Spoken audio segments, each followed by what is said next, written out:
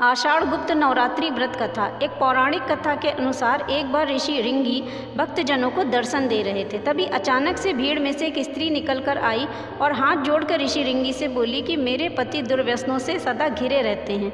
वह मांस मदिरा का सेवन करते हैं, जिस कारण से मैं कोई पूजा पाठ नहीं कर पाती हूँ। ऋषि रिंगी महिला के भक्ति भाव से बहुत प्रभावित हुए। ऋषि ने उस स्त्री को आदरपूर्वक उपाय बताते हुए कहा कि वासंतिक और शारदीय नवरात्रों से तो आम जनमानस परिचित है, लेकिन इसके अलावा 2 नवरात्र और भी होते हैं जिन्हें हम गुप्त नवरात्रि के नाम से जानते हैं। ऋषि रिंगी ने आगे कहा कि प्रकट नवरात्रों में 9 देवियों की पूजा की जाती है, जबकि गुप्त नवरात्रों में 10 महाविद्याओं की साधना की जाती है। इन नवरात्रों की प्रमुख देवी स्वरूप का नाम सर्वेश्वर कारिणी देवी है। यदि इन गुप्त नवरात्रों में कोई भी भक्त माता दुर्गा की पूजा साधना करता है तो माँ उसके जीवन को सफल कर देती हैं। ऋषि रिंगी ने आगे फिर कहा कि लोभी, कामी, व्यसनी, मांसाहारी अथवा पूजा पाठ न कर सकने वाला व्यक्ति भी यदि गुप्त नवरात्रि में माता की पूजा करता है तो उसे अपने जीवन में कुछ और करने की आवश्यकता नहीं रहती है।